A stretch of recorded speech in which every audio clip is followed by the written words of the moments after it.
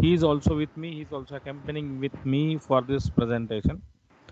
Thanks to sir for giving us this wonderful opportunity to interact with you. And on a lighter note, I'm a man from marketing. So I will not go that much into depth into the technical things, but how a marketing guy understands the technical things, that way I will explain you what the Internet of Things design product design cycle is. So let me share my presentation first. Let me share that.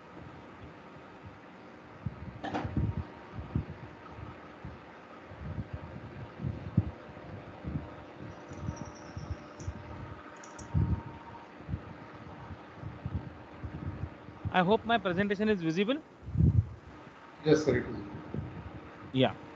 So welcome all of you on this faculty development program. Sir, can you make it, sir, just start to interrupt. Can you make it in a full screen? What's that?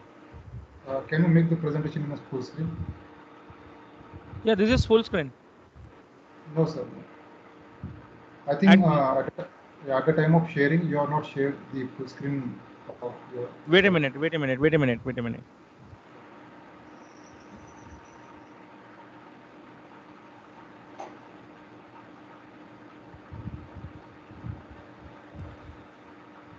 Sir, please stop the sharing first and pause the sharing, I think. Yeah, please hold on, sir. Yeah. Yeah. Now let's go to the where we have to go. Sir, you first stop the sharing. Stop the sharing. Okay. Wait a minute, sir. इसको stop करना है sharing.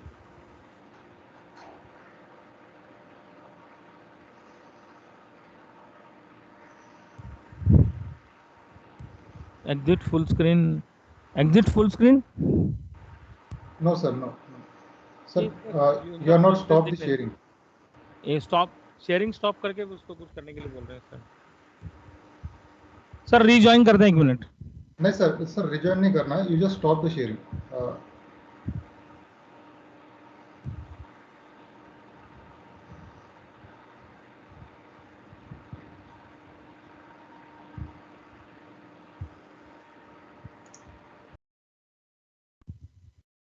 ये exit full screen. हाँ अपनी sharing करने पर बोले stop sharing करके फिर करने का बोल रहे हैं. हाँ now sir you just make your screen in whatever presentation is there in a presentation mode. या प्रेजेंटेशन मोड में जा कहाँ पे जाना है. हाँ ये दिखा. Or make it full screen sir first. Before sharing make it full screen. Before sharing. No, okay. Before sharing make it full screen. Okay fine. हाँ इसको पहले full screen कर ले. अब ठीक है sir. No sir. You have already shared. You stop the sharing first. ये stop presenting कर. अब उसको full screen किया हुआ है. अब उसको sharing कर दे. Yes sir. Yes. हाँ अब उसको. Now it is okay. Yes sir. Yes. Okay right, fine. Yeah, thank you sir. Thank you so much. Sorry for this inconvenience. So let's come back to the point. So welcome every one of you on this faculty development program, and this is basically on the IoT product design cycle, and I will be capturing the some test and measuring instrument stuff because I'm a man from the test and measuring instrument industry. So basically, if we talk about the Internet of Things, the people are talking about these days the Industry 4.0. So his journey is from Internet of Things to Industry 4.0. And this Industry 4th revolution is taking shape on a very high speed. And that is the reason IoT is also playing a very important role into the Industry 4.0 segment. In one of my article, I have defined Internet of Things, a very easiest language to understand Internet of Things, that in our childhood, we learn that the definition of noun, that noun is the name of a person, place, or a thing. So when you connect this person, place, and a thing through an internet, it becomes the IoT. The person is communicating to the place is communicating with the machine is communicating with the machine, and that is how that it's a internet of noun, basically. The person, place, and thing connected through an internet link. The connecting link is the internet, and that becomes the Internet of Things. So it's a very interesting journey that you need to have the IoT devices in place, IoT system in place, and this integration of IoT devices, integration of IoT processes takes you to the world of Industry 4.0. So this is how the journey of IoT to Industry 4.0. Now, if we talk about, when we talk about the IoT or Industry 4.0, if we see from how is the journey from IoT to Industry 4.0, so the journey starts from the wireless sensor node. Then there is a wireless sensor network. So there is a sensor node, which is a wireless sensor node.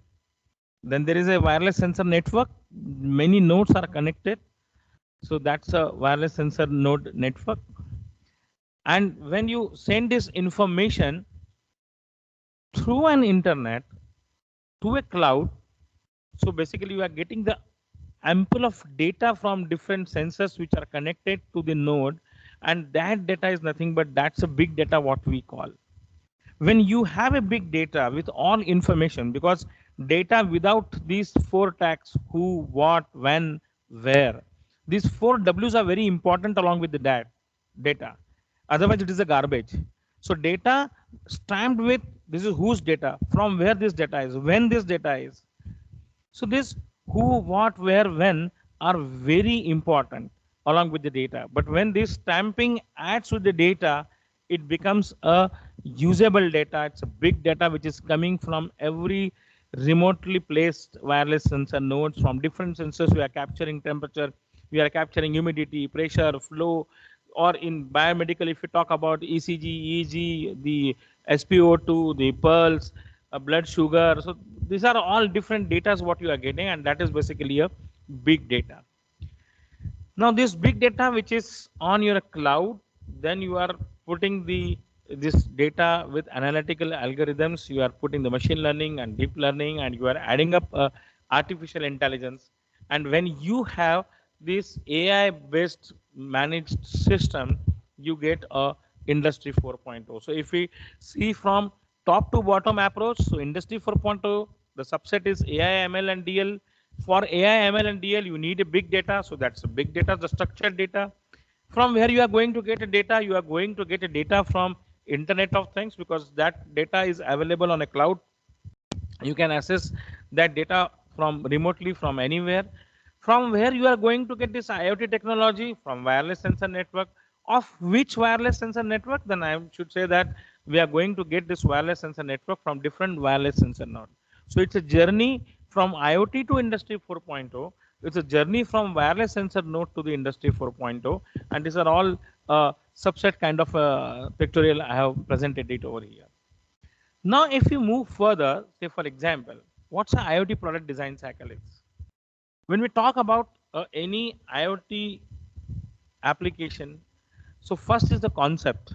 Somebody has to have the concept. Somebody has to have the out-of-box thinking, and that out-of-box thinking, which is based on the backbone of IoT, so that you need some concept. When I was traveling to Triple IT Guwahati a couple of year ago, I think 2-3 years ago, and I had an interaction with one of the professor.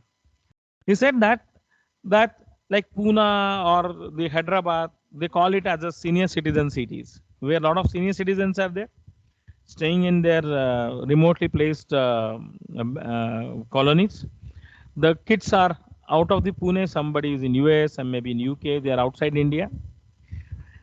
And now the old senior citizen parents are living over there. If any one of the partner is have some medical problem, by the time you call the doctor, you call the hospital, you take the patient to the hospital, there is a possibility that we may lose our guy, we may lose our patient. A patient may get die because of the old age and the criticality.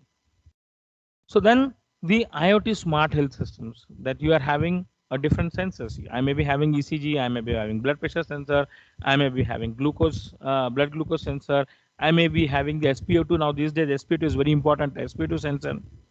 And the different data, the different sensors, the data is captured and it is been transferred to the cloud, and your doctor is having the accessibility to that particular patient's data at any time from anywhere. Then based on the patient's history, the doctor can put some alarming conditions that at this blood pressure level such instructions is to be given to the particular patient. At this ECG, you need a immediate hospital shifting of that particular patient. And if anything goes wrong when you are mapping the ECG, EEG, EMG, then your blood pressure, you have to also monitor the another dimension, whether patient is in rest or patient is in motion. Though that person is in rest or that person is in motion. If I am moving, my pulse count will change. If I am moving fastly, my ECG will change. So I have to capture this data into this different dimensions, another dimension with respect to the motion, whether my patient is in rest or my patient is in motion. If he's in motion, then what is the its speed? So this is all what I have to capture the patient's data. Then if anything goes wrong, automatically the medical hospital ambulance guy will get the shortest distance to reach the patient's place.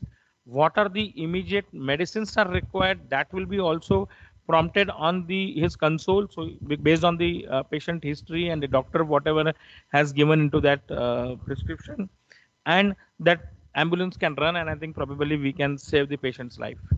But now the big task was that how if you imagine that one senior citizen, my old parent are sitting at home having one sensor at the sp2 sensor on his finger, the ECG sensors on the 3 electrodes. Even if I talk about surface electrodes, some surface electrodes being put, so different sensors you are putting it here and there. That is very difficult for him.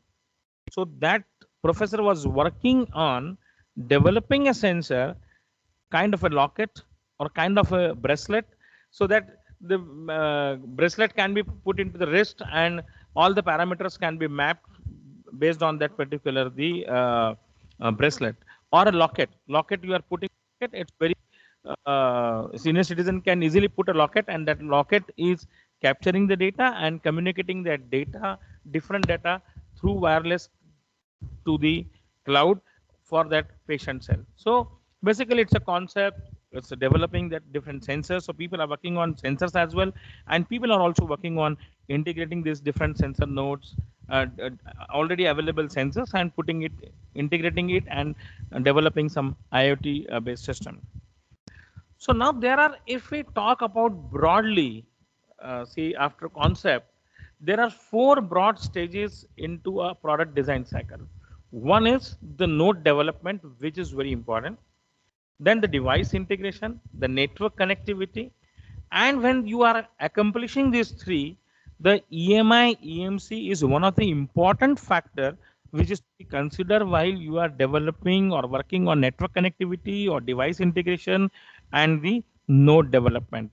Your node, your entire system should be EMI EMC compatible. That means your system, whatever you have produced, it is not producing any interference in electromagnetic interference to the surroundings, and it is also susceptible to other electromagnetic interference already exists. So your product should be electromagnetic interference and EMI EMC compatible. So this is how excuse me for a minute.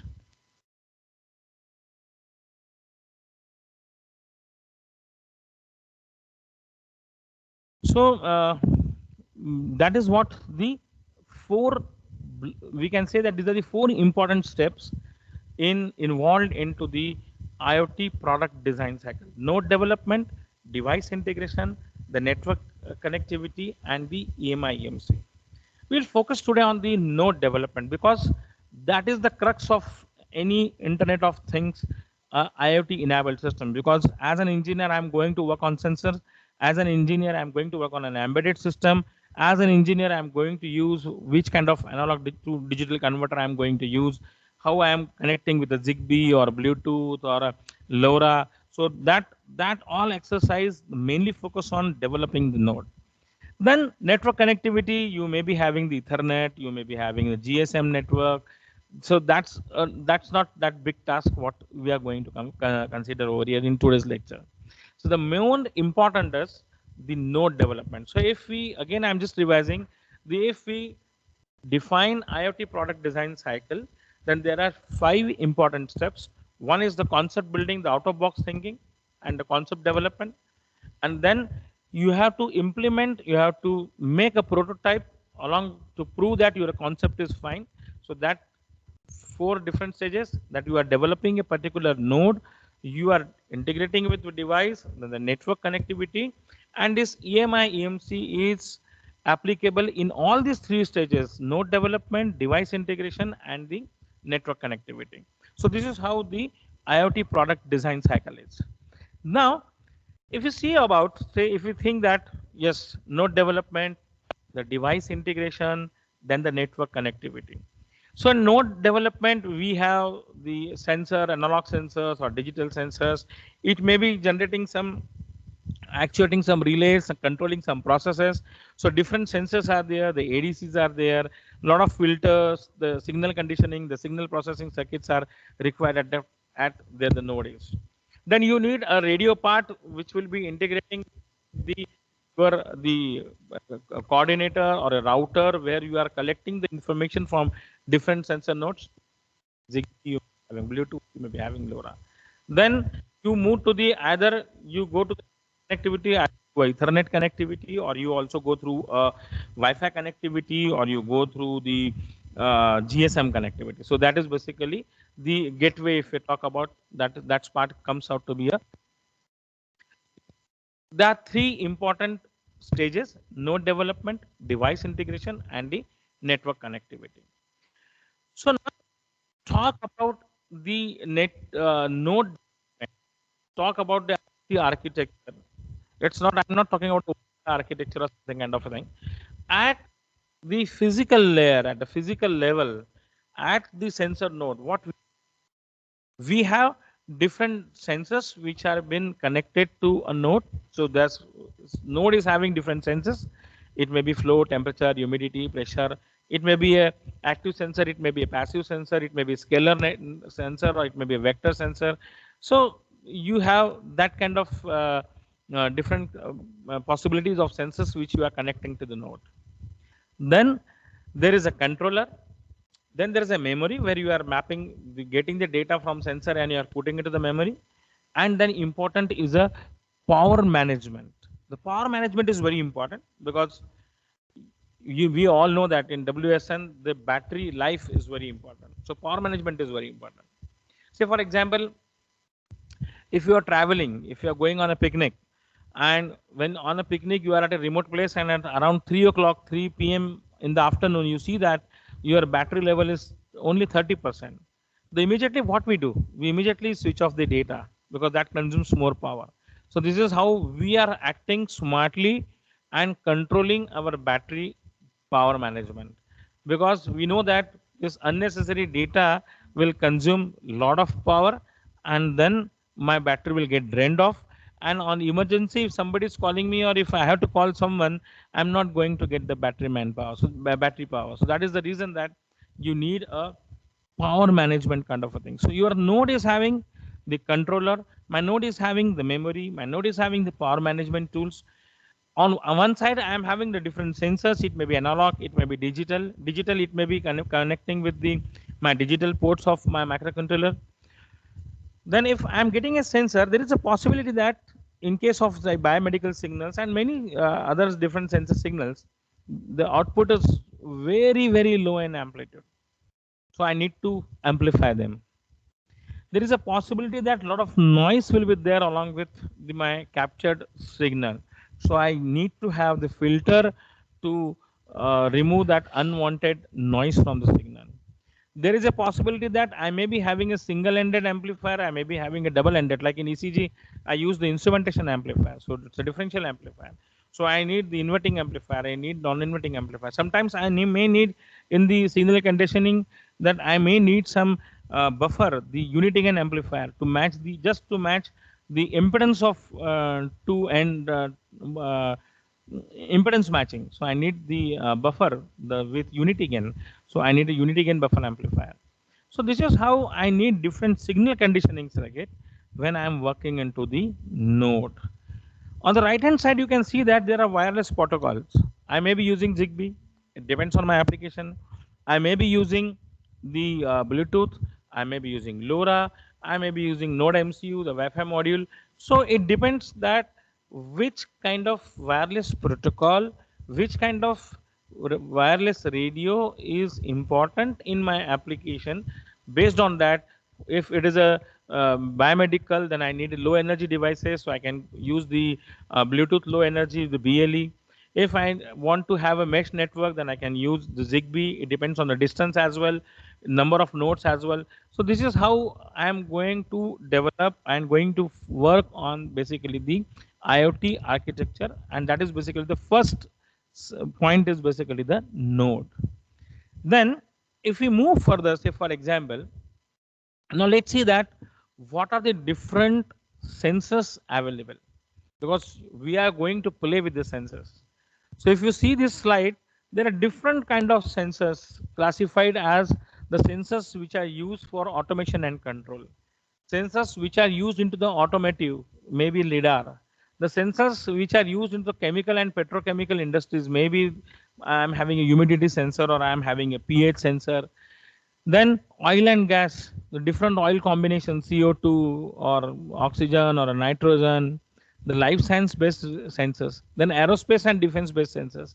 Then I may be having some sensors which are used into the wind turbine, the power generation, the speed of the wind I have to measure, say for example, and then food and beverages. So if we talk about the commonly people who are using the different sensors, they are basically say pressure, temperature, flow, level, vibration, the magnetic sensor, gas sensor, optoelectronic sensor, position sensor, the torque sensor, load cell. So there are different kind of sensor. Even for rain, how much rain is been there in Shega, for example, 1 mm, 2 mm. So that rain measurement sensor is also there. So there are strain gauges are there. So there are different kind of sensors. We were working with one company. Means I came across one case study that they were developing a industry 4.0 solution for a company who is manufacturing the pumps, the water pumps, the submersible pumps. Now they have to monitor the health of that their motor, and they have to do the predictive maintenance basically. That before the industry 4.0, the beauty is that you can use this concept of IoT for the predictive maintenance. So what they did is I was wondering that how they will see the machine is working, how the coil winding, how they will come to know. So fantastically, they have explained, a lot of research papers are also there, that there is a vibration sensor which vibrates. Now you capture the velocity and the acceleration, because how you are doing that vibration sensor, basically they are all displacement sensors. We all know that during our 10th standard, the velocity is nothing but the rate of change of displacement with respect to the time, and acceleration is the rate of change of velocity with respect to the time. So if you put it on a machine, what will happen into the machine? Either some misalignment of shaft, or there is some load onto the machine, excessive load. If excessive load is there, the temperature will increase. There is a misalignment is there, the vibration will increase, the shaft and this thing. Or if the bearings or oil or greasing is done, then there will be more vibrations on the surface. So the low frequency vibrations, because of the shaft misalignment, that can be captured by that displacement sensor, which is giving you that displacement with respect to the time, and you are capturing the data in terms of a velocity. But if there is a massive vibrations over there, so we need to move little bit from velocity to the acceleration, because now it is the rate of change of velocity with respect to the time, and that you are capturing the acceleration with respect to the time. And now what you are doing, you are going to convert this captured data with respect to time of velocity and with respect to time of acceleration and temperature as an independent. Say for example, excessive load is there, the temperature of body will increase. Otherwise, it will work into the normal operation. Everybody knows that on such a load condition, this will be the body temperature of that particular motor, because anyway it is going to transfer the heat transfer is there from that machine. So when you put that sensor on the body of the motor, it captures temperature, it captures the displacement and gives you data in terms of velocity and the acceleration. And then that time versus velocity and time versus acceleration, this time data, you get a Fourier transform, you get the FFT of this particular data. When you get the FFT of this data, that gives you the signal into the frequency domain. And whenever there are peaks, you can say that peaks are very important into the frequency domain data.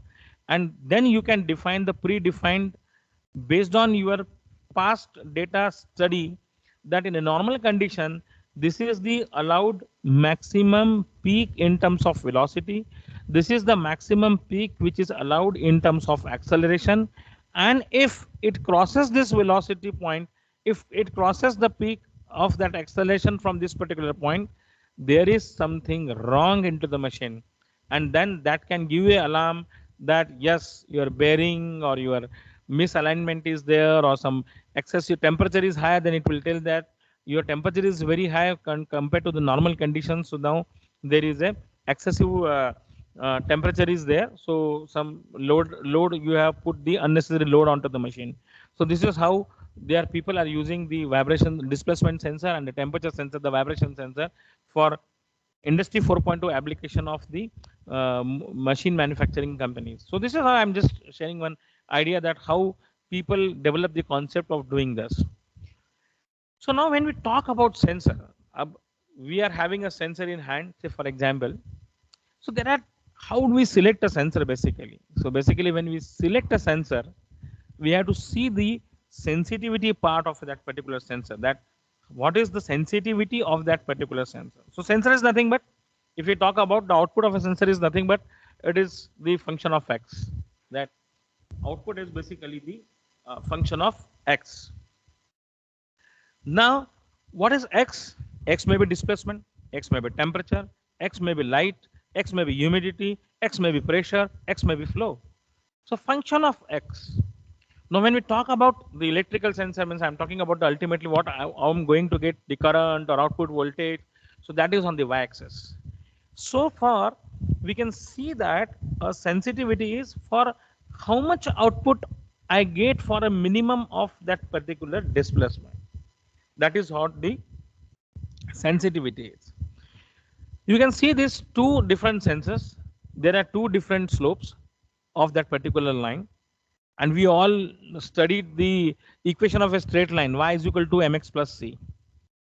So y equal to mx plus c, the slope of the line is nothing but, that is the angle what it makes with the x-axis. You can see that red line is having the higher sensitivity, because you can see that for a small change in x, you get an incremental change in y, compared to for a small change in x will give a change in y compared to that blue line. So I can say that the sensor with red characteristics is having high sensitivity compared to the low sensitivity. When I talk this, that when sensitivity, so we all know that I'm going to get the voltage or current in microvolts, nanovolts, microamps, nanoamps. This I will discuss when that point will come. So this is how the sensitivity is. What is the function? It may be temperature, it may be flow, it may be humidity, it may be a pressure, but what it produces on the y-axis, the current or voltage. And for how much change in input, for how much change in x produces the output in y, that is on the vertical axis, that is the y-axis, and that is how we define the sensitivity. So for selecting a sensor, sorry, for selecting a sensor, the sensitivity is one of the most important parameter which we have to look into. Next comes is basically the dynamic range of a sensor. So what is the dynamic range of a sensor? So dynamic range of a sensor is nothing but that what is the total range that my sensor can measure. What is the total range which my sensor can measure correctly? So from minimum to the maximum value, it is a ratio of largest to the smallest signal that are measured by my sensor. So it is a ratio of the largest to the smallest signal which my sensor can measure, and that is the dynamic range. Now you can see that there is a red line. You can see that there is a red line. So this is the linear portion of my sensor output. Beyond this, there is a dotted line. It doesn't mean that after this particular point, my sensor is not producing the signal. Yes, sensor is producing the signal. Sensor is giving my output, but I cannot bet on that measurement. So that is basically I cannot bet on that measurement. It is same like when you go for an oscilloscope. When you buy an oscilloscope, you buy that I want a 50 megahertz bandwidth oscilloscope. The 50 megahertz bandwidth is minus 3 dB bandwidth. So every oscilloscope is having a bandwidth, 3 dB bandwidth, and every oscilloscope is having a trigger bandwidth. There are two bandwidths associated with oscilloscope. One is minus 3 dB bandwidth and another is the trigger bandwidth. So minus 3 dB bandwidth is the bandwidth up to which you can do the quantitative measurement. Quantitative measurement. If I give a 1 kilowatt signal of 1 volt, then ideally at 50 megahertz, it should be 0.707 volts because it is minus 3 dB points, 70% of what I had given, keeping amplitude of input constant. But it doesn't mean that at 50 megahertz, there is an ideal stop. No, my oscilloscope can show me signal 60 megahertz signal as well if I give it. If I give 65, it will show something. But it is not, I cannot measure it. I don't know what is the ratio now after 50. 50 is my minus 3 dB bandwidth. So similarly, into this dynamic range, I can see that from minimum to maximum, which I can measure, that is dynamic range. But yes, this dotted line shows that even after this, my sensor works. No, ideally, you don't get such kind of a straight line. Basically, you get a non-linear output, non-linear characteristics. But up to certain point of time, you can see that it's a linear. But there is always a non-linearity exists, and that is what nothing but it is basically a linearity error. The difference between the straight line and the curve, that is basically a non-linearity. So that is a linearity error I can say. But so sensitivity is important while selecting a sensor. Then the dynamic range is also equally important while you are selecting a particular sensor. So that is the dynamic range. Next is the response time. There is a possibility that you are applying some input, but sensor is giving the output with a little bit delay. It is not immediately responding. So when it is not immediately responding, so then there must be some delay. So that is that sensor is having some delay time. So how to calculate, means what is the delay time is? The delay time is the maximum, the time taken from 0 to the 50% of maximum, that is called as the delay time of a particular sensor. So my sensor is having some delay time. My sensor is having a peak time. After applying an input, at how much time it takes to reach to the peak of its level, that is nothing but that is called basically the TP, which is called as the peak time. And then it damps around your steady state. That is, say, if my output is, say, for example, 2 volts, then it damps around it 2.07 or 2.2, 2.3, and that is what basically we call it as a steady state error when I am giving you a step input to my sensor. So basically, this is what the sensor response. How my sensor is responding to an input, that is also very important. If there is a delay from the sensor is slow, definitely you are getting the data late. Definitely you are going to process the data late. So this delay time is going to add up into the process. So my 3 important parameters with the sensor is the sensitivity, second is the dynamic range, and third is basically the sensor response. That is very important while you are selecting a sensor. Now, When you select a sensor, say for example, now we all know that the sensors are basically giving you a um, uh, output in terms of microvolts or milliamps, or say for example, what should I say, nano amperes. So now, which kind of multimeter should I use? Say for example, this response time also I would like to tell that I'm a man from industry, so I always correlate and I try to explain in an easier language that every oscilloscope is also having a rise time, say DSO. Say 100 megahertz DSO is having a 3 nanosecond rise time, 3.5 nanosecond rise time, or 20 megahertz oscilloscope is having a 17.5 nanosecond rise time, or 50 megahertz DSO is having a 7.5 nanosecond rise time. So what is the usage of that? Means what is the function of that rise time? Many of the students, your student may ask you that what is the function of that rise time. Say for example, I'm having a square wave of say 1 megahertz with a rise time of 3 nanosecond. Can I observe that 1 megahertz square wave with a rise time of 3 nanosecond on an oscilloscope of 20 megahertz?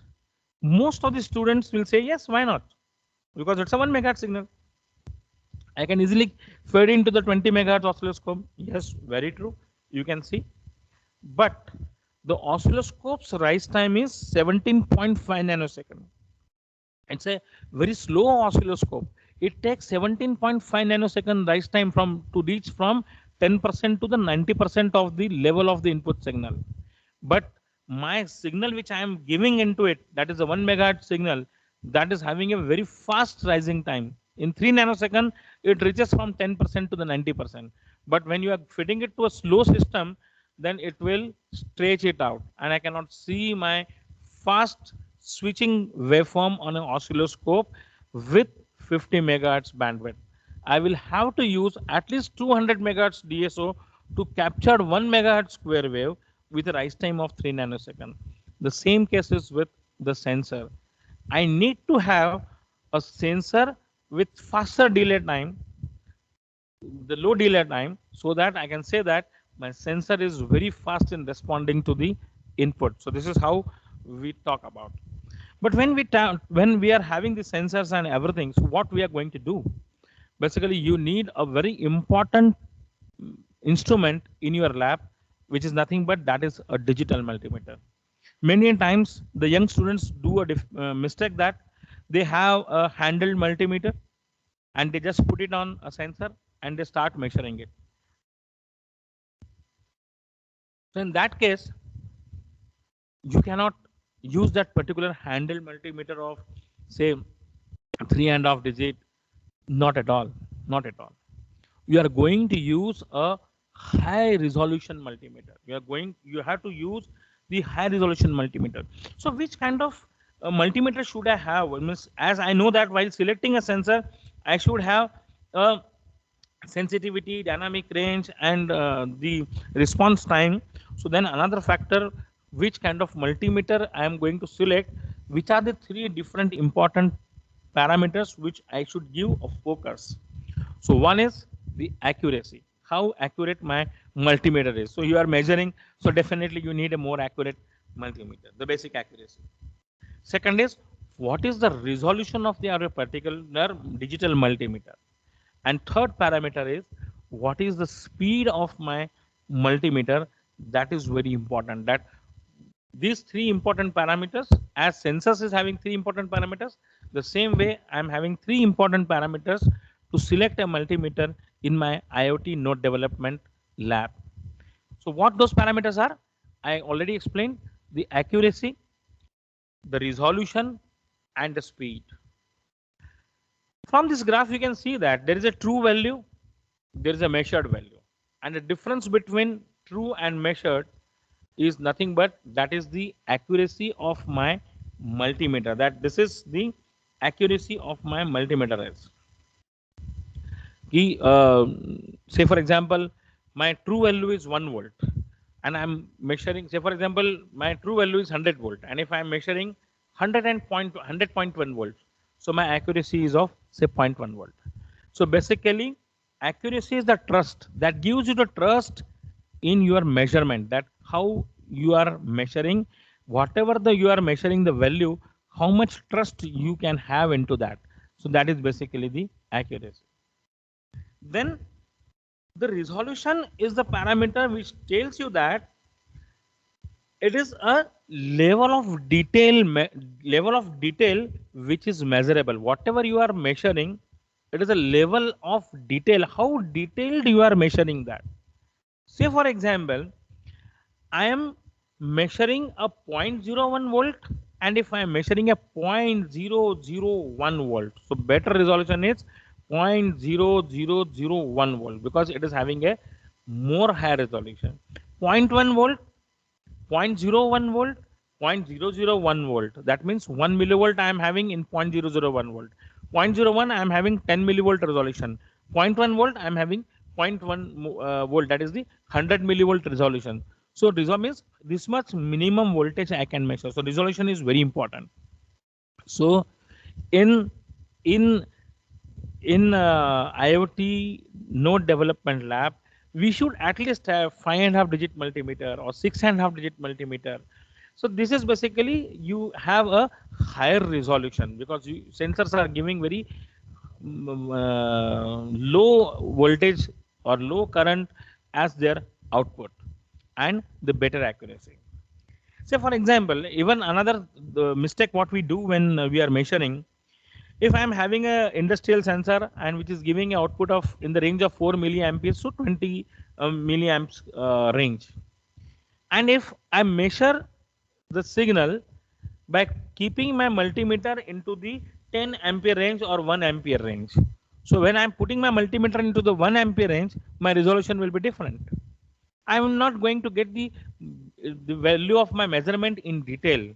In that case, I should use the multimeter range in the range of 10 milliamperes or 100 milliamperes, where I will get a better resolution of my measured signal, better resolution of my measured value. So this is very important into that. Then next comes is basically the speed. Say for example, the speed. The speed is nothing but how fast my analog to digital converter inside DMM captures the sample of data which I am giving. Whatever I am measuring, how fastly my ADC is capturing that data. That is also very important. And if the resolution is low, then you can understand that the sampling speed is high. If my sampling speed is high, my resolution is going to low. So then I have to make a trade-off that how fast I should need a multimeter with what sampling speed. You may be having 123 readings per second.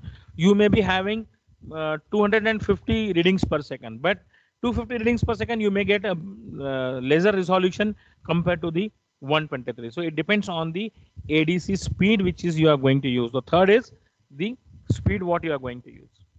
Then another important term which people generally do the mistake, that multimeter comes with a true RMS multimeter. There is a tag with digital multimeter and we say that this is a true RMS multimeter. Everybody says that this is a true RMS multimeter. Then what is true RMS and what is false RMS, I should say?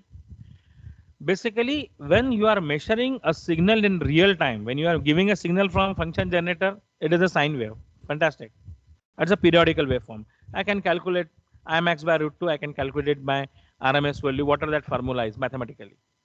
If it is a triangular wave, it's a symmetrical waveform. I can calculate by formula what is the RMS value. But in reality, none of my signal, even if I'm right now I'm talking and if my microphone output is been captured on oscilloscope or any time scale or any format, you can see that it's a continuously varying signal. It is not a periodical waveform. It is not a continuous sine wave. It is not a continuous triangular wave, or it is not continuously a square wave. So it's a random signal. So how can I calculate the RMS value of such kind of a signal? That is nothing but that is the true RMS.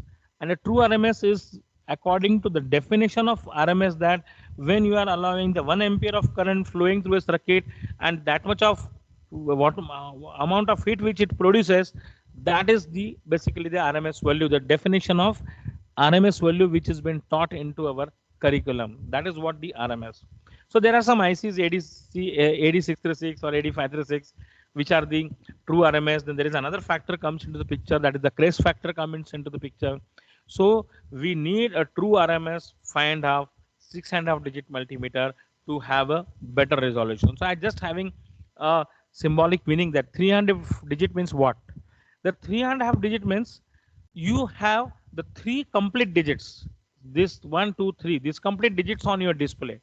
So the display digits will move from complete means it can display you 0 also, 1 also, 2 also, 3 also, 4 also, 5 also, 6 also, 7 also, 8 as well, and the 9 as well. So it can vary from 0 to 9.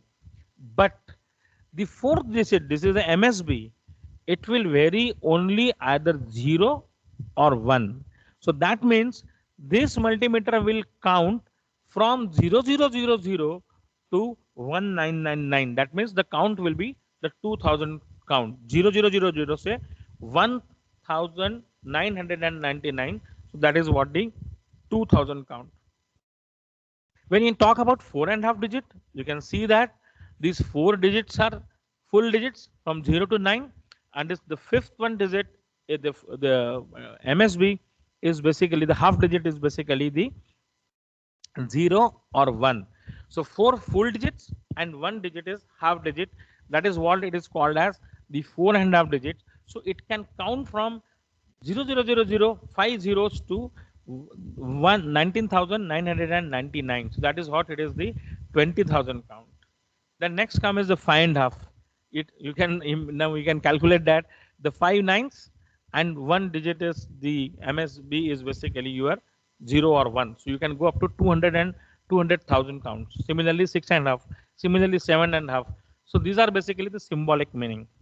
And now you can see that, say for example, this is having, say for example, this is reading the voltage, for example.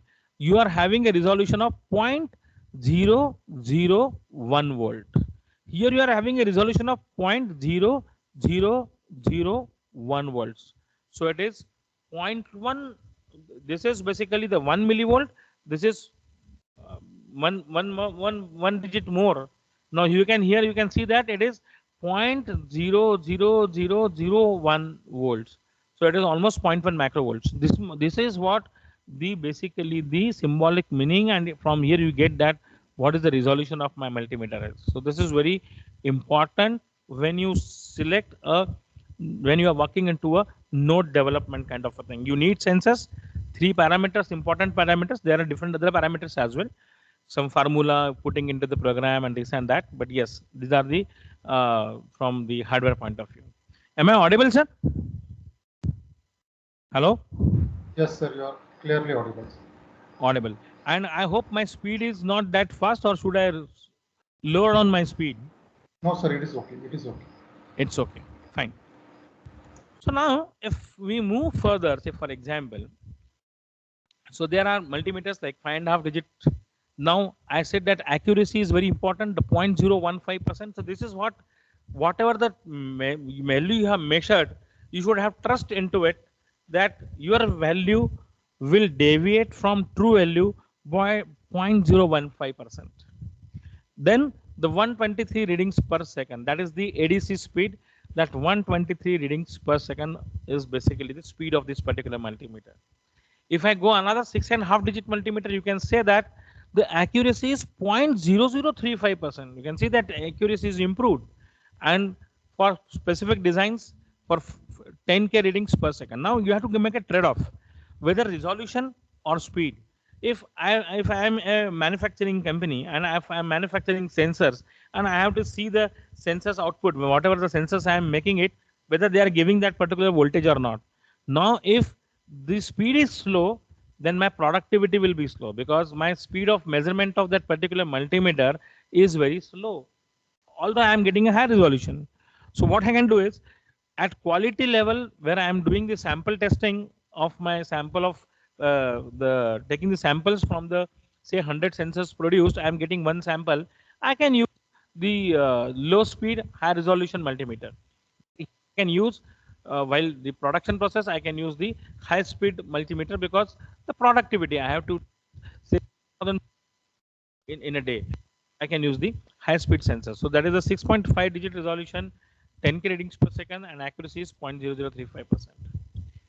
Now the most important thing into the node is basically the life of the sensor. And when we talk about the life of the sensor, is nothing but what is the battery I am using into the sensor. That is very important. Means what kind of battery I am using, for how many days, how many years, not days, how many years that battery. Excuse me for 1 minute. So that is very important. So live for life. You have to put your sensor, and that should, and then you should forget. Live for life or set and forget. So basically, it should have a wide span of the life of that particular sensor. Now, many years ago, when I was, I think, engineering student during 90s, the Hero Honda put an advertisement that fill it, shut it, and forget it. Though that was the Honda bike advertisement, that fill the petrol, shut your tank, and then that was the mileage what that the motorcycle was providing during those days. So fill it, shut it, and forget it. The same lines applies into a node. When you are working in developing a node, that you should have a node, you should use a power source that set it, forget it for its life of that particular node. So that is what live for life or set and forget. So this I come from some presentation that fill it, shut it, and forget it. Now when we talk about the node, basically, if you see the node, you have the ADC, you have a microcontroller, you have on board a radio. It may be the radio, it may be having a internal oscillator, that is the RC oscillator. You may be having the external oscillator, the crystal oscillator. You may be having some direct memory access. You may be having some memory bank onto the board. You are having some digital ports from D0 to D7. And there are some analog ports where you have connected temperature sensor or humidity sensor, the flow sensor. So these are different from A0 to A7, some analog input you are having. Then there is a multiplexer. So multiplexer is job is to take the data from here and give it to the ADC, and then ADC is converting and storing into the memory bank. So this is how basically a node, if we talk about. When we talk about the digital ports, you may be having a UART based, SPI based, or I2C based. That kind of communication you can have. The speed will be different when we talk about the I2C or UART or SPI. So that is again based on the speed and everything we derive. And this is basically power source from where you are giving the power to these different blocks. So these are the two power source. One is the linear dropout, and this is the DC to DC converter. So basically, this kind of generally what we are having in our hand. This radio is basically nothing but what we discussed on the right hand side of your node. You are having either a Zigbee radio, or you may be having a Bluetooth radio. Some of the boards these days supports both Bluetooth as well and the Zigbee as well, like Nordic board, it is supporting the Bluetooth radio as well and the Zigbee radio as well. So basically this is basically the radio part, because after getting the data from here, ultimately you are to transfer particular data. So that is what this. So when we talk about this, then you should see that this is you are going to provide the power to all these different circuits. Now, out of these two, linear dropout or DC to DC, which kind of power supply?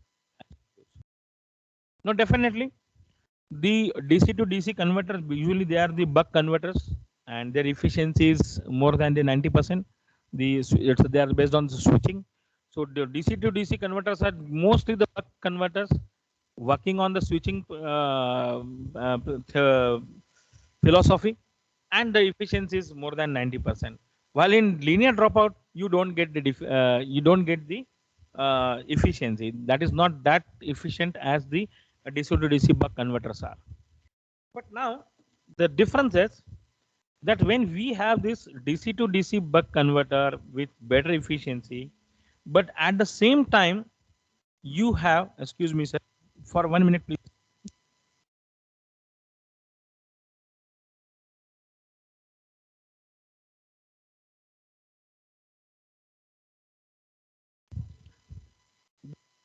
Uh, Efficiency better than 50%, but the but is because of the switching, the ripple is more. The current ripple is more. When you are having a more ripple, this based on this DC to DC buck converter, and if I am using the analog sensors, if I am having some analog sensors, say a medical signal, ECG signal or signal, EMG signal, their amplitude is very low, and a ripple amplitude is very high, then it becomes very difficult for me to discriminate my original signal from the ripple, and then I need to use a very say very um, lot of time and money into designing some circuitry, so that I should not basically using the analog sensors which are giving a very low amplitude signal. In that case, avoid DC to DC buck converter power supply. I can go for the linear dropout. Yes, there is a trade-off. Definitely, efficiency is decreased, no doubt about it. But at least I will not compromise on my signal. I can discriminate my signal, the signal which is the signal which I want from ripple of the product. In case of my sensors are giving, say for example, the this is what I'm using, we are giving the digital output, or if I am using the analog sensors which are not giving output in terms of microvolts or millivolts, then I can easily go for basically the use C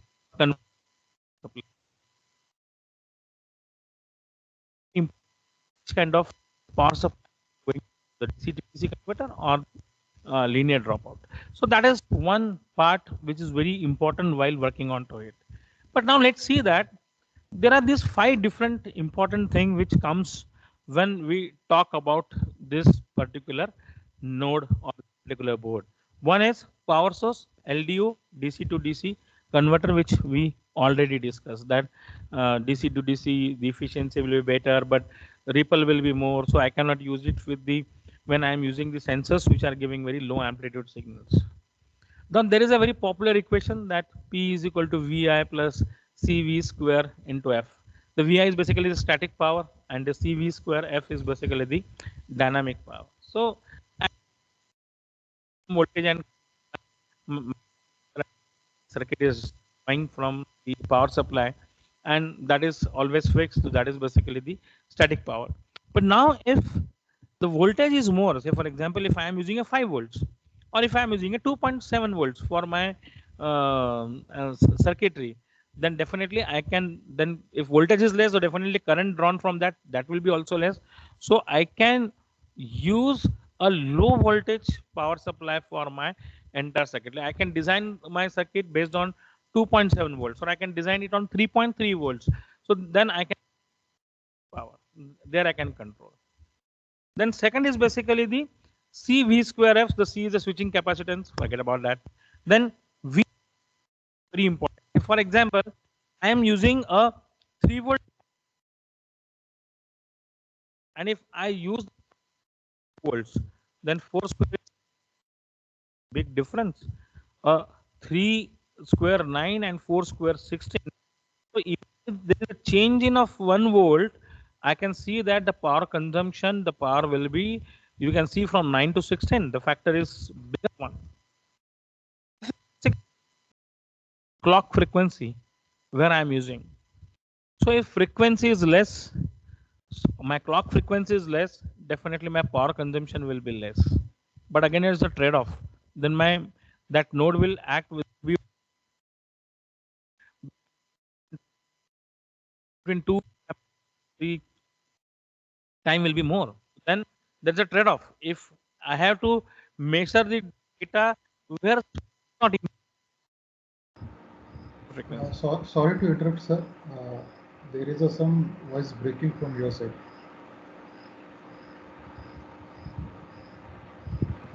What is happening, sir? Your voice is breaking, sir.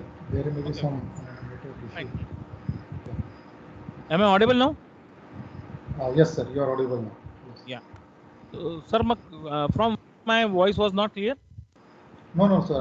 I think it started just 5 to 10 seconds. Okay, fine.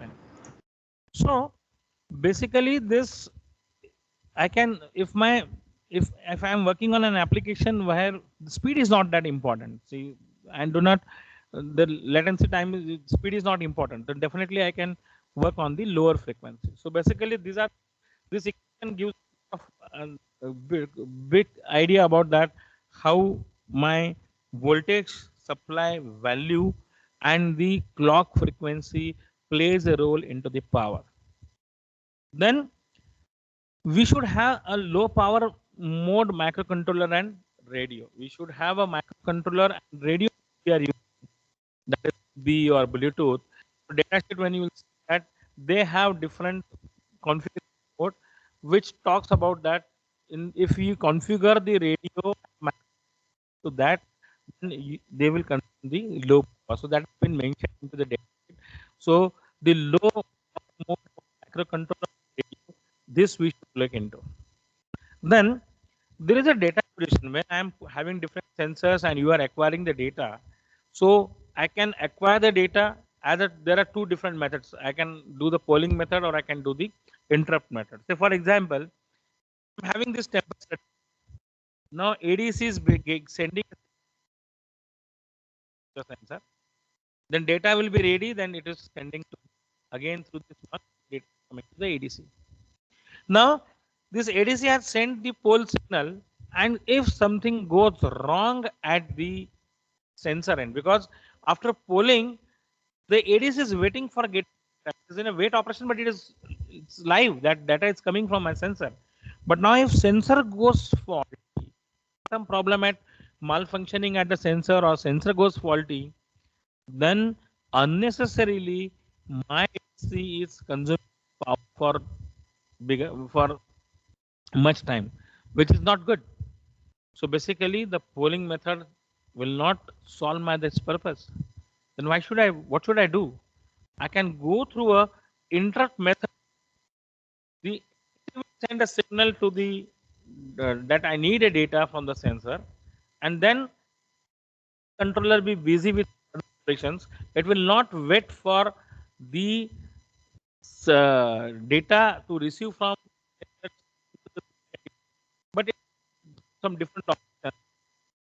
Whenever the data this will be ready, it will come to the ADC, then it will go to direct memory access and to the memory bank, and then interrupt will be generated to the microcontroller that data is available.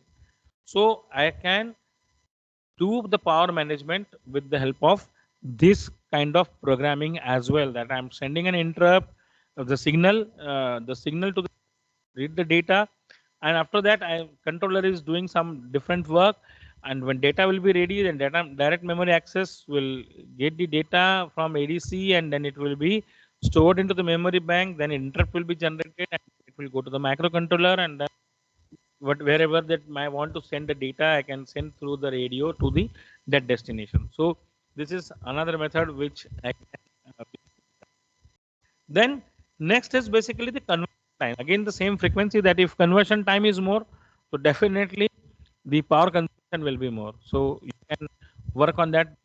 Conversion time should be less. Similarly, the clock frequency I already explained. So these are these 5 different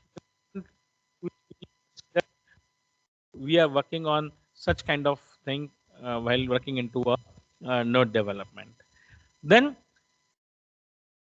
this is a DC to DC. So now let me talk about this power supply. So when you go into a node development lab, you need a power supply. So there are linear power supplies are also available, and there are some power supplies which are available with a resolution of 10 millivolt 10 milliamps or 1 millivolt and 1 milliampere. So this is the power supply with 1 millivolt and 1 milliampere resolution, 1 millivolt and 1 milliampere. It is very important.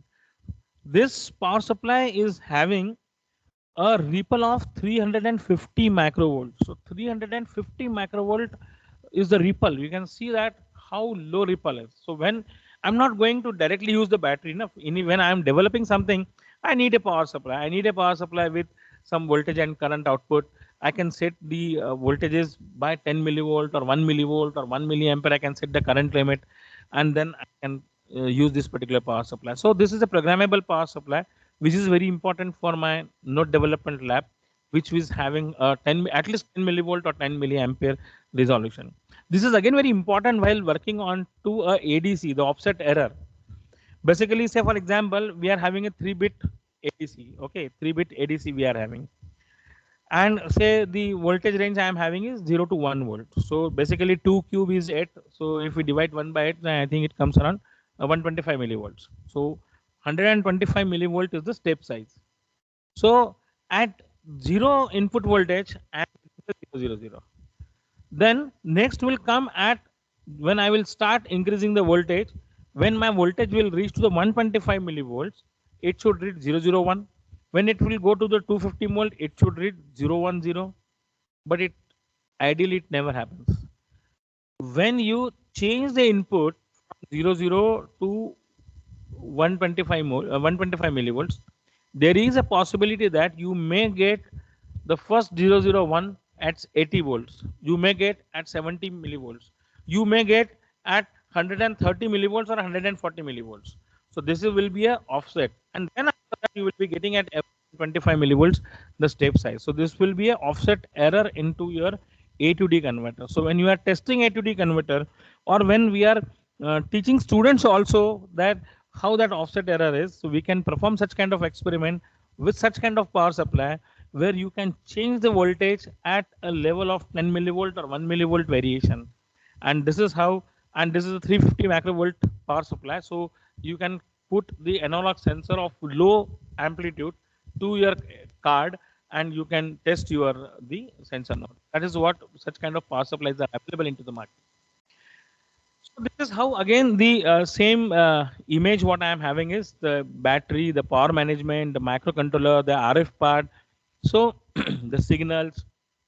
So basically, while working into the development, you have some spectrum analyzer for capturing the RF signals, whether it is the Zigbee or Bluetooth. So then you are having working onto the 2.4 gigahertz frequency band, the ISM band.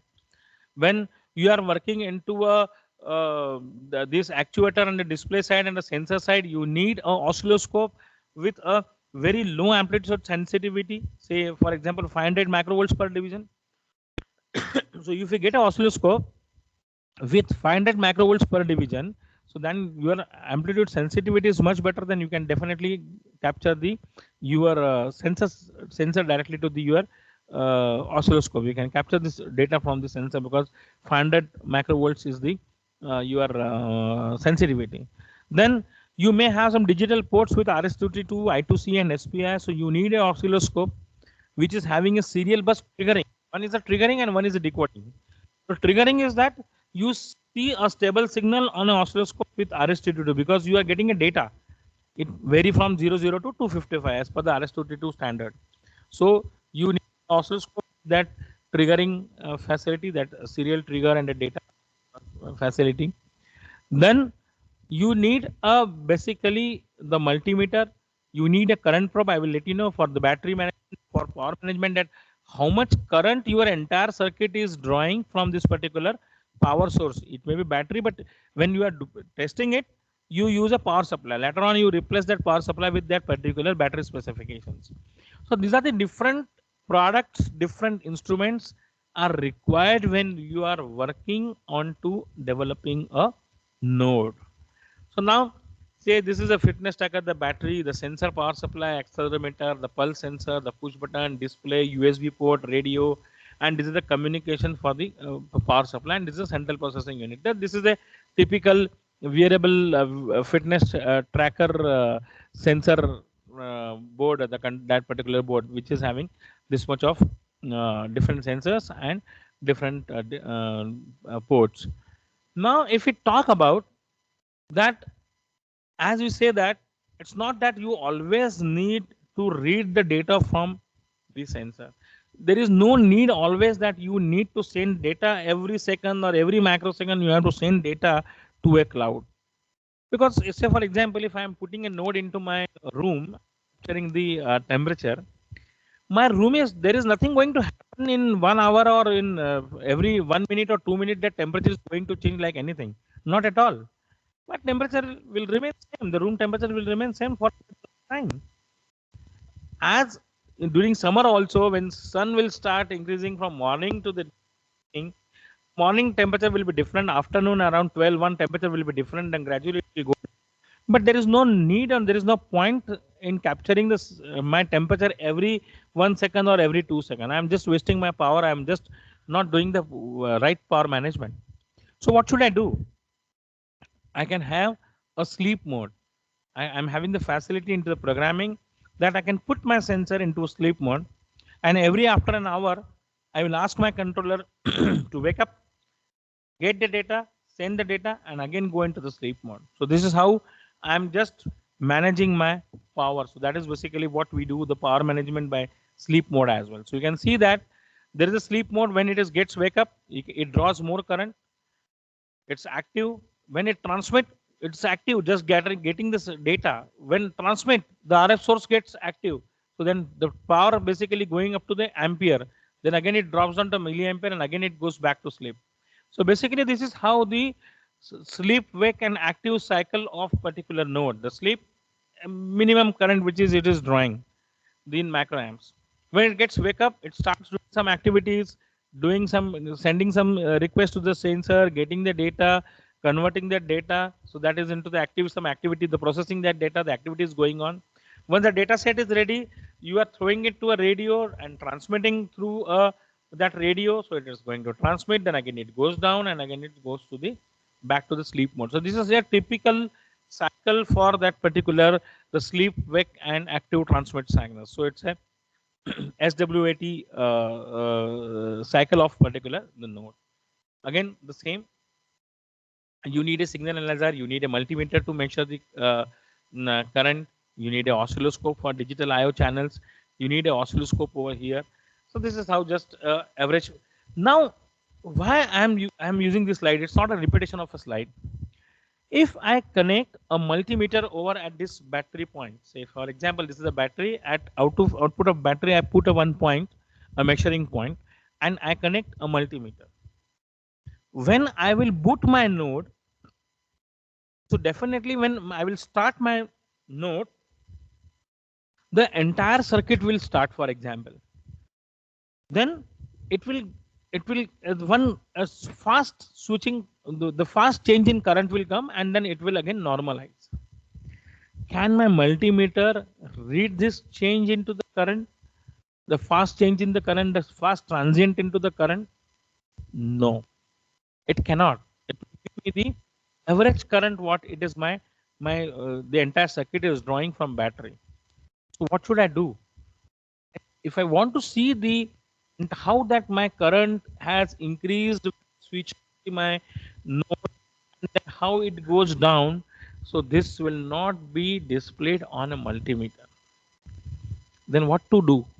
Then I will have to use an oscilloscope with a current probe. So I will show you that there is these are all different points. This is the current point. This is a current profile when I am capturing. So I have to see the current profile, actuator display. This is intermediate displays, the radio frequency. When I switch on the radio frequency module, this is a microcontroller module. So it also draws some current. So basically these are all, this current is basically consumed at this point, consumed at this point, consumed at this point, consumed at this point, consumed at this point. So this is the current profile for each power line. When I'm get from battery, the power line is divided for microcontroller, power line is divided for memory management, power line is divided for actuator and display management, power line is divided for sensor management, power line is divided for the radio management. So these are the different power lines because that power is distributed onto these different blocks. So these are my capture points, that how my microcontroller is drawing the power, how my radio is drawing the power when I transmit the data or when I receive the data, how power is my drawing this actuator when I switch on some relay. So what happens? I switch on some display. What happens? How my sensor is drawing the power, some passive or active sensor, the sensor is there, it also needs some power, it also needs to consume some power. So how it is drawing that power? So this is how we have to see that how it is been done. So now these are all the capture points. Now what happens is, again the same data, when you switch on, there is a sleep current. When you switch on, there is an inrush current, a spike comes. When you switch on any microcontroller, the entire circuit gets switched on, so you get a fast spike into the current. This is the inrush current, and then it goes down. Then there is an active current. Then there is an active current when we are processing the data, and then there is a sleep current. The same way, the current, active mode, the sleep mode, active mode, sleep mode. So this is when how the current demography is, that when you switch on, a rush current comes, which cannot be captured by a multimeter. Later on, then it comes down, then some activity is going on, and whenever you are some transmitting, then again there is will spike will come. When you transmit, again it will go down and it's go to the sleep mode. So now this is how it has been shown. The sleep current, there is a microampere sleep current. The spike comes when node gets wake up. So this is the wake up current what it is having. Then it's an active current greater than 100 milliampere and it goes down. So this is a characteristic of typical IoT device, more than 10. So my DMM is not having the bandwidth of more. So what should I know? What should I need? Oscilloscope with a current probe. So when you put an oscilloscope with a current probe, you can see that this, when you current drawn from a program. So I will write a program for my node that activate the LEDs which are used into my board in succession. So I will write a program and I will run that. And you can see that when initially this will be my current, then this is my current, then this is my current, and this is my current. So this is how LEDs and I have switch off LEDs. So this I am capturing this current waveform by using a current probe. This is not possible.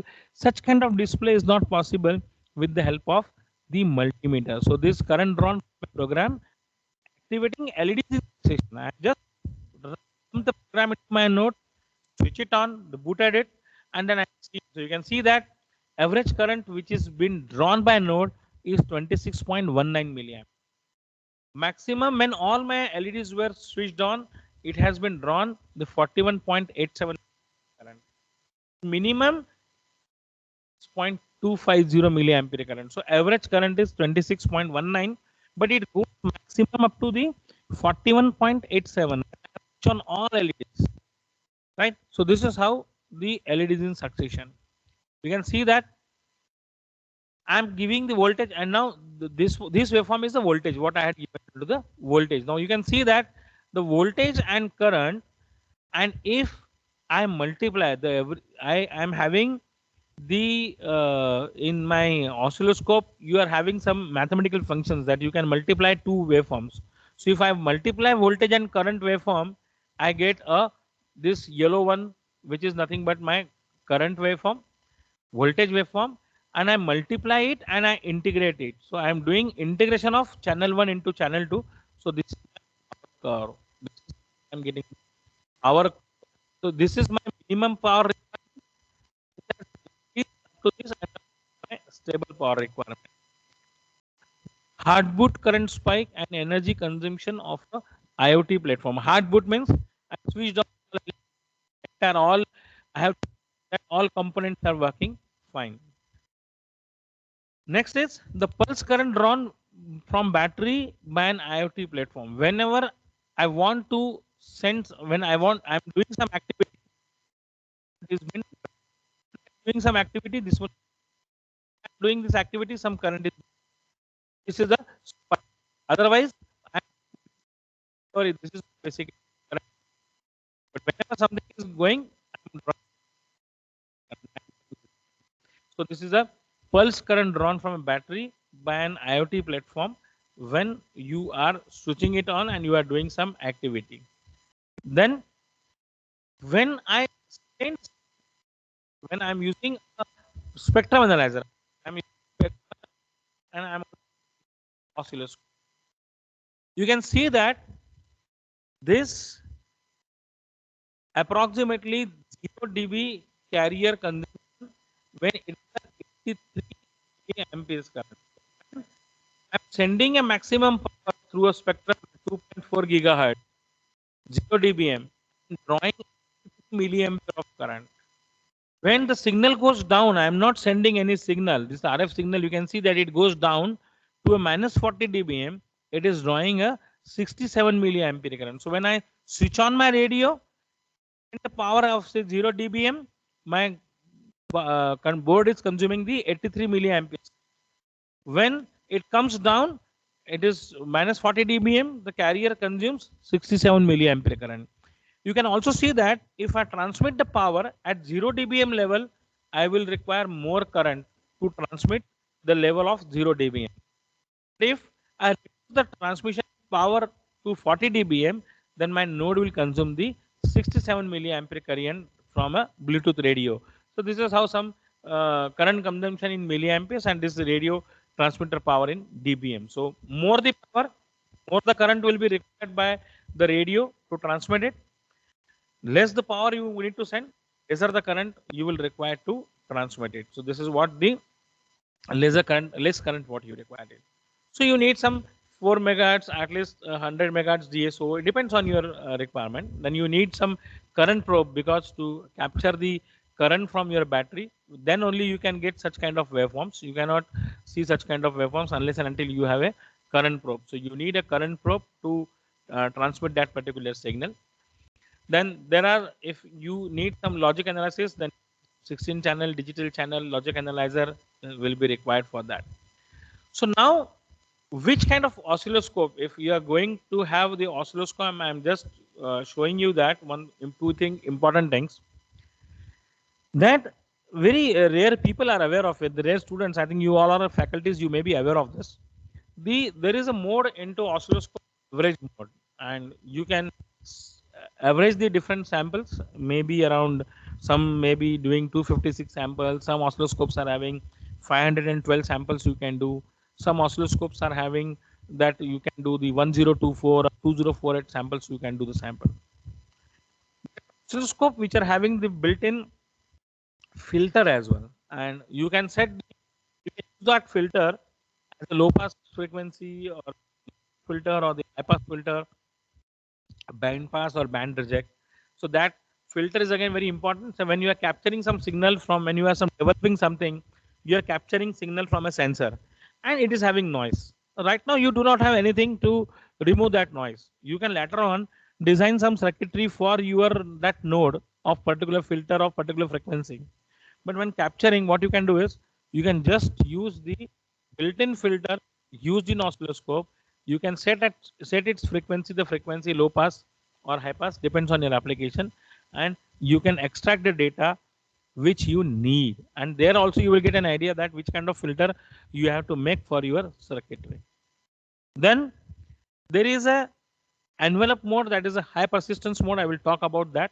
Then you are having UART, that is RS-232 triggering facility you need, because when you are capturing this data on an oscilloscope, you should see this data bus signal on oscilloscope a stable display.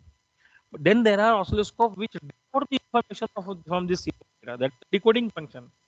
One is triggering, so that I can trigger the oscilloscope with these facilities of RS-232, I2C and SPI bus, and then I can decode the information. It may be in ASCII format, it may be in binary format, it may be in decimal format.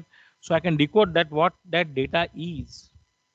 Then input impedance. It is very important that oscilloscope usually have 1 mega ohm input impedance, but there are oscilloscope which also has the facility of selecting input impedance of 50 ohms, because from the signal which you are giving it to oscilloscope, you are giving it through a coaxial cable which is having a 50 ohms input impedance. So at high frequency, it matters.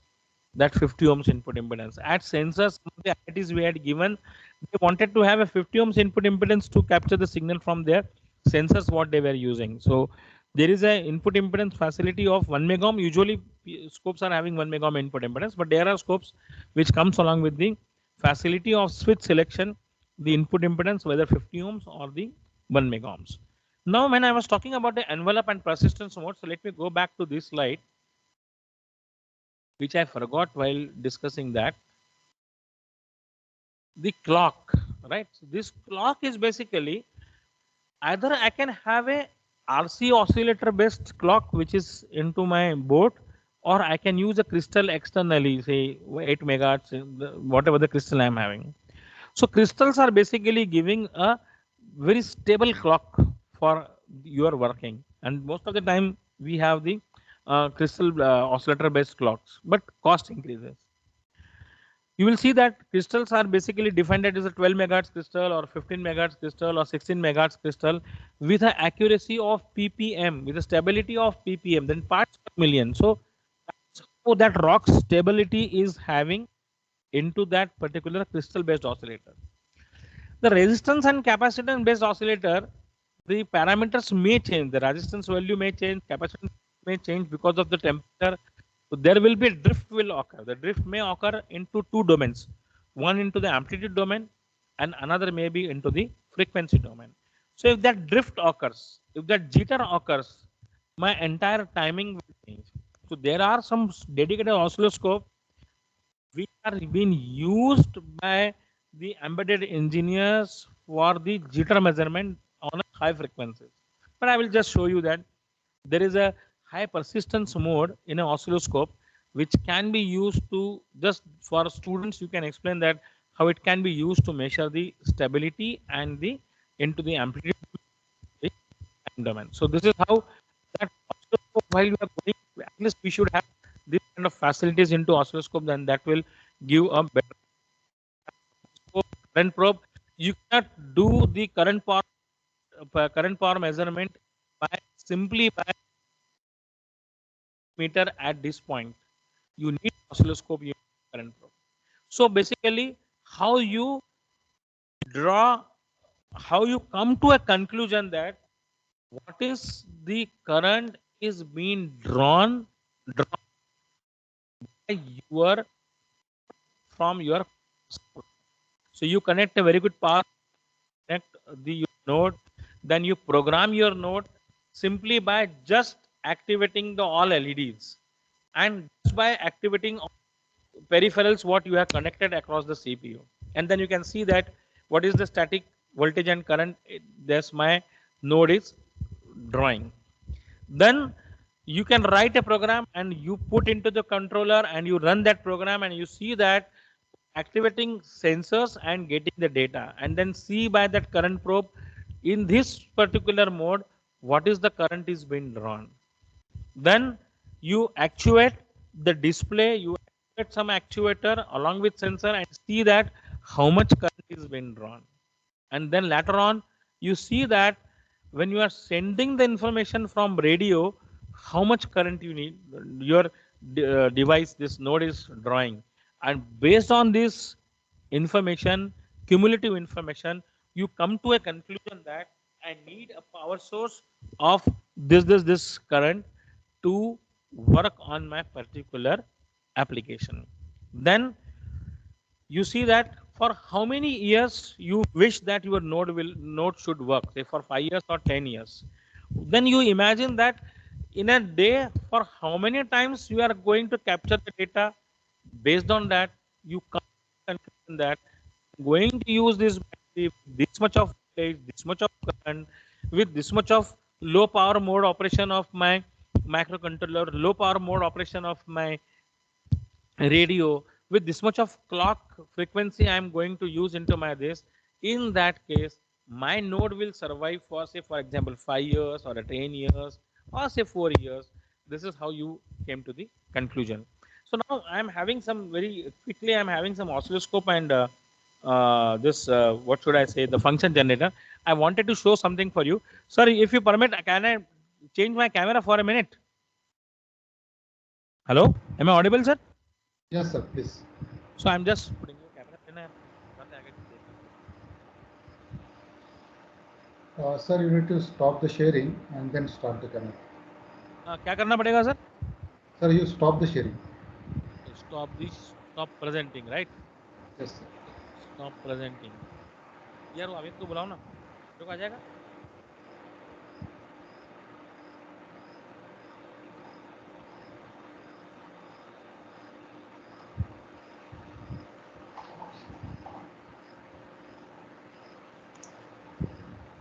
Sir 1 minute दीजिएगा, है ना? Okay, sir. Okay. I will need 4-5 minutes.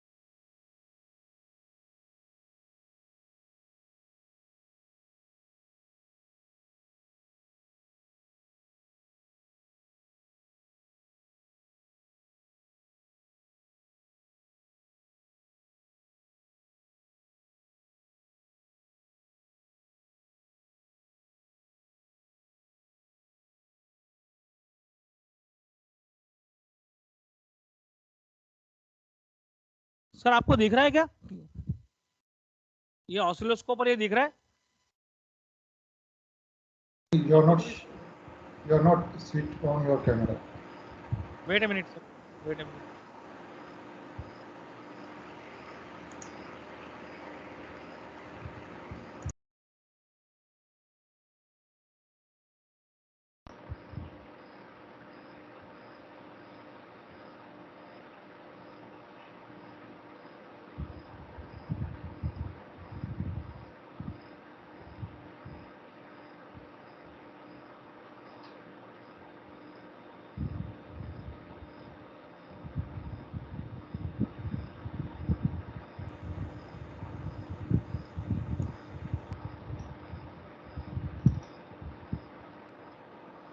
Sir permission देना पड़ेगी क्या आपके वहां से कुछ? नहीं सर, उसको सिर्फ कैमरा शुरू कर, वहाँ पे एक बटन है ना सर, जस्ट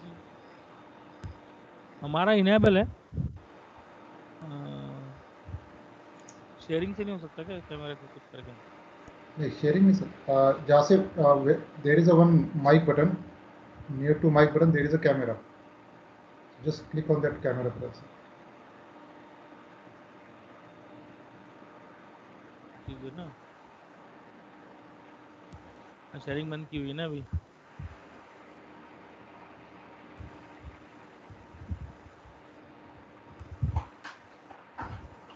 अरे यार,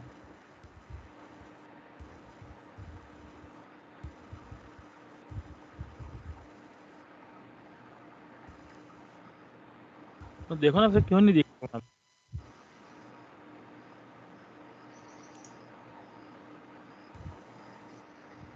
रीजॉइनिंग का क्या चक्कर है बार बार? नहीं वो इनसे बात करो ना सर से. सर एक मिनट इतना एक्सप्लेन करा जरा. हेलो या सर, जस्ट क्या हमारा कैमरा इधर से तो इनेबल है, मतलब उस पर को जो क्रॉस आता क्रॉस नहीं इनेबल है, दोनों साउंड का भी जो है माइक ऑप्शन भी इनेबल है और कैमरे वाला भी. But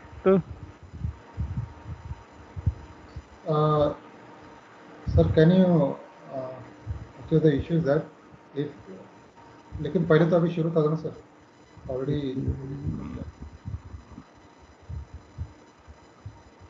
sir can you share the screen again? या शेयर कर रहे सर, जस्ट स्क्रीन शेयर करके एक बार देखते हैं ना अपने पर कौन सा वाला आदि.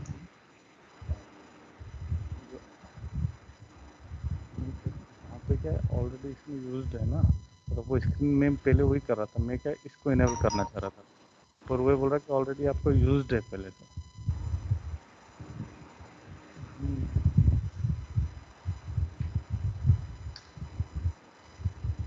वो 1 सेकंड ड्रॉप करके कर सकता है अगर कनेक्शन ब्रेक होता है तो।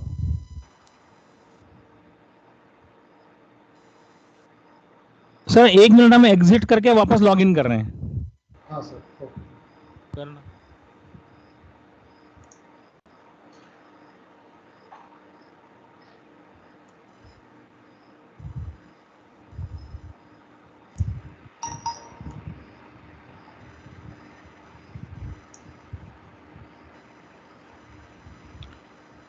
क्या प्रॉब्लम आ रही है?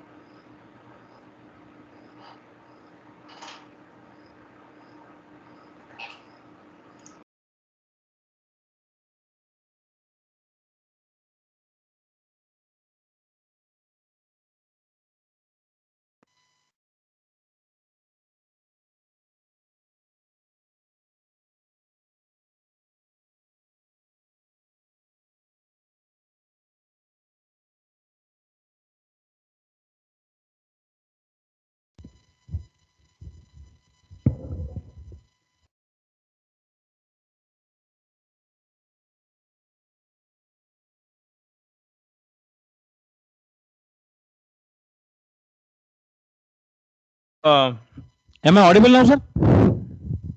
Yes, sir, you're audible. Fine. So now what I'm doing is I'm having this function generator. Now there is a facility that it can give you the sine, square, triangular, ramp, pulse, arbitrary, but it also gives you basically the what should I say?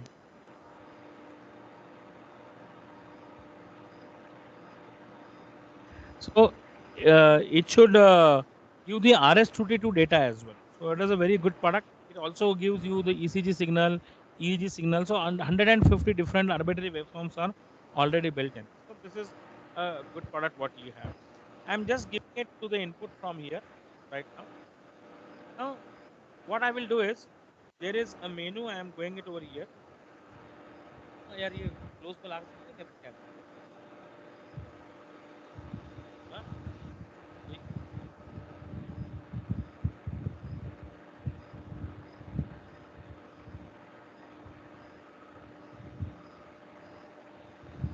So this is, you can see that sine, square, ramp, pulse, different waveforms are there. That's screen.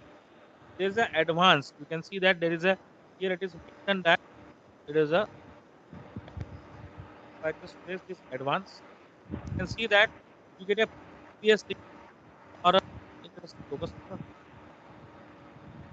You can see that this is the PRBS signal I can have. I can have RS-232 or I can have a sequence. So I just select the RS-232 data.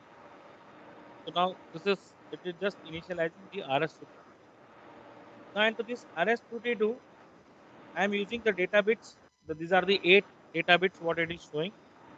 Then if I move further, the stop bit is 1, parity bit I have used none, and this is the data, but is the, it is 0, 0. So now for example, if I am giving this 0, 0, say for example, if I give the 85, the data I am giving. So this data I am getting because I have used this by menu on oscilloscope. On oscilloscope, there is a menu over here. With this menu, when I press this menu, you can see that there is a RS-232 triggering. So there is a clear नहीं दिख रहा है यार. RS232 triggering option is there. So you can see that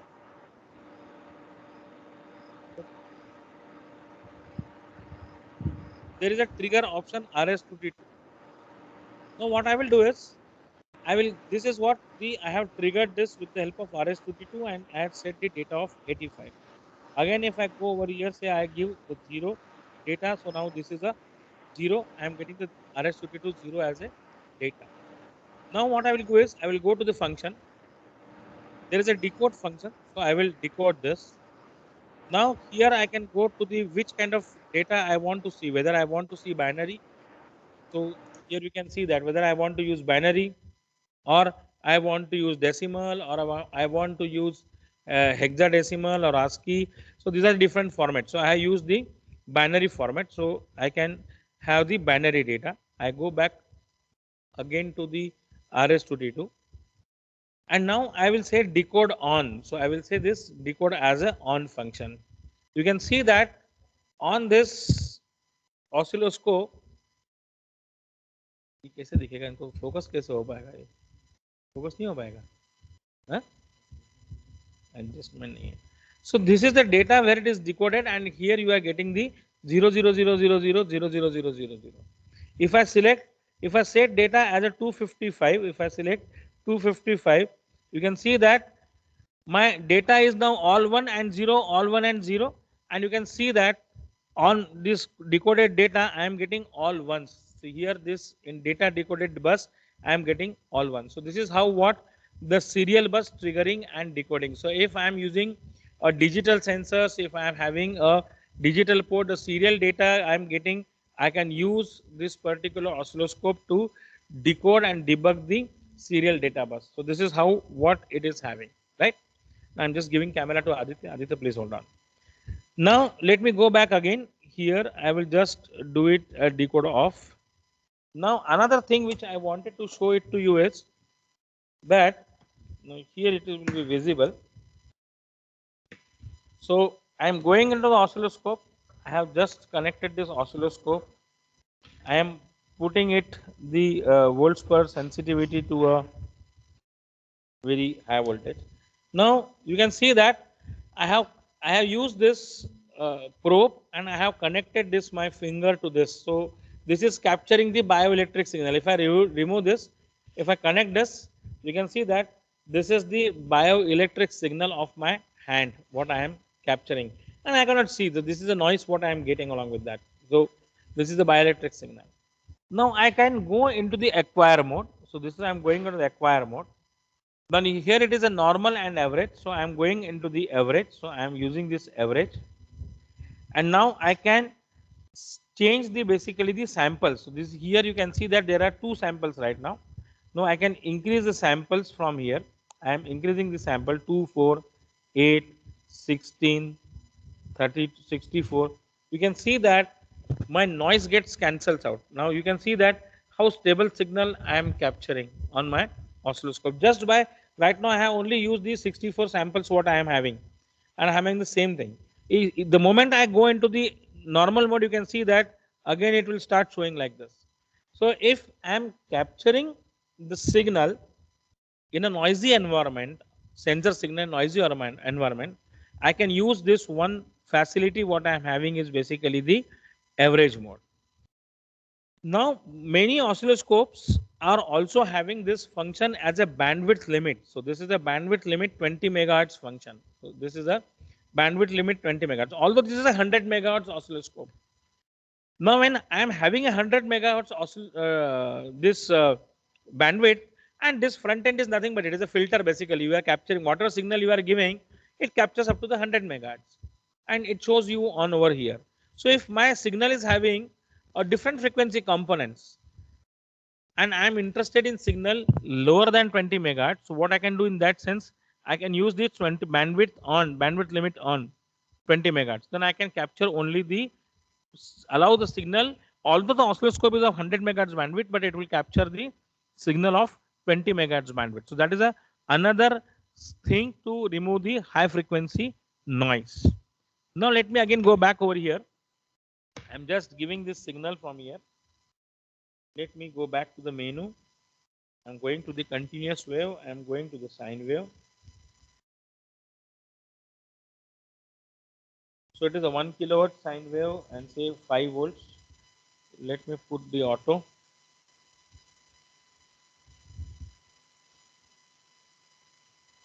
I am capturing the sine wave. Now, what I will do is, I will go into the display mode, and there is a persistence time. Right now it is minimum persistence time. I can go to the minimum and I can go to the infinite. Now when I go to the infinite, it oscilloscope goes into a envelope mode, or I can say that it is going into the high persistence mode. So whatever, when I entered into the infinite mode, whatever the waveform was there, that will also remain there, and whatever changes will come in amplitude or frequency, they will be captured. So I just go to the amplitude, say for example, and I start changing the amplitude. Say for example, if I change to say for example 5.1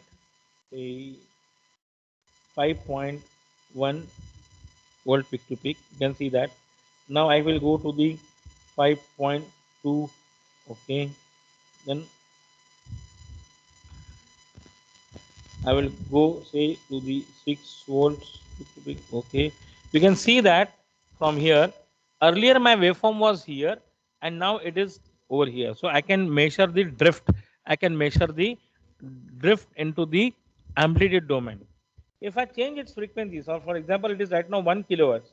If I change its frequency to 1.5 kilohertz, say for example 1.5 kilohertz, you can see that my original waveform is also here, and now it has been shifted like this. So I am getting basically the drift into the time domain as well. So this is what the time domain. So I can connect my crystal oscillators output, and I can forget, put it in the envelope mode and forget for move here and there for an entire day. And after coming back, you just see that what is the change into the signal, and you can see that it is basically nothing but that's basically the your drift into stability of your crystal oscillator, or whatever sensors stability if you want to check, that also you can do that. Again, I'm going to the minimum. Normally it should be in the minimum operation. Now there is another important thing is that if I go back to the say again, I go to the 5 volts peak to peak, I put it, I go to the 1 kilohertz, 1 kilohertz square wave. Let me go back to waveform. I'm going to the square wave. So right now I'm getting a 1 kilohertz square wave over here. We all know that square wave is nothing but it is a combination of odd harmonics, sin x plus sin 3x by 3, sin 5x by 5, sin 7x by 7. So right now it is 1 kilohertz fundamental, but it is having the different frequency components as well into this particular square wave. So how can I do this? If I put a filter, if I want to derive 1 kilohertz sine wave from this 1 kilohertz square wave, usually you will find many companies who are having sampling and reconstruction trainer, they had given the modulating signal by just filtering out 1 kilohertz clock from a low pass filter. So I'm doing the same thing. So that now it is a 1 kilohertz square wave. And now if I go to the math function, if I go to this math function, I have selected the filter. I put operation on, and now you can see that if I go to the next page, this is a low pass filter symbol. So I can, from here, I can select low pass, high pass, band reject. I have selected the cutoff frequency of 5 kilohertz. So I am getting the blue color output from the filter. So I am having a built-in filter I have used. Now I change the cutoff frequency. So now it is 5 kilohertz. Let me change the cutoff frequency. It is 2.5 kilohertz. Let me, now you can see that I put a 2 kilohertz cutoff frequency. I am deriving a sine wave from that 1 kilohertz square wave.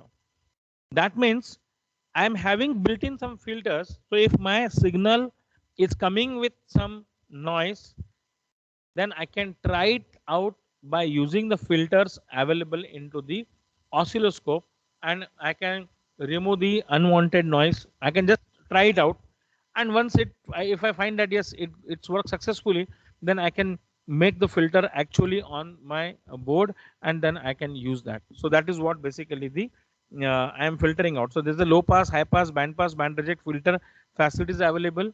which I talked about, the bandwidth limit I talked about average mode I talked about the envelope mode I talked about, and I talked about the RS-232 trigger and the decoding function, RS-232, I2C and SPI. These are the maximum 3 serial buses which have been used into the embedded systems and into the node for capturing the digital data. So this is what I wanted to show it to you on oscilloscope and by using the function generator. Thank you so much for giving your valuable time for attending this workshop, the faculty development workshop. And here me and Aditya end our presentation. So much for joining us for this particular faculty development IoT product development cycle program. Thank you so much. Over to you, sir. Yeah, thank you, sir, for giving us the brief idea about how any product development cycle is there. Also, you have given us the in-depth circuitry of when we design a node, how the different challenges and issues are there, and how we have to tackle. And also, we have understood how the different measuring instruments play an important role when we design any hardware or IoT products. So, with this, I would, from the organizers of Faculty Development Program, Sri Santa Gajanan Maharaj College of Engineering, we would like to thank the Mr. Manish Joshi, the manager of Scientech Technologies Private Limited, and the Mr. Aditya Dubey, the senior R&D engineer, for their valuable time and giving us their knowledge and the experience regarding the IoT product design lifecycle. So thank you, sir, for being here and accepting our invitation. Thank you so much, sir. Thanks to you, and you had given us this wonderful opportunity. So on the behalf of Scientech team, I really thankful, and SSD MCOE is our one of the our reputed and respectable user of our product. So we always convey our special regards and thanks to entire your college team along with you. Thank you so much. Yes. Thank you. Thank you, sir. Thank you. Now, with the permission, I end this session. To all the participants, we'll Sir, move to. Yeah. Yes, sir. Sir, can we quit? Can we quit? Yes. Yes, sir. Yes, please. Okay. Thank you, sir.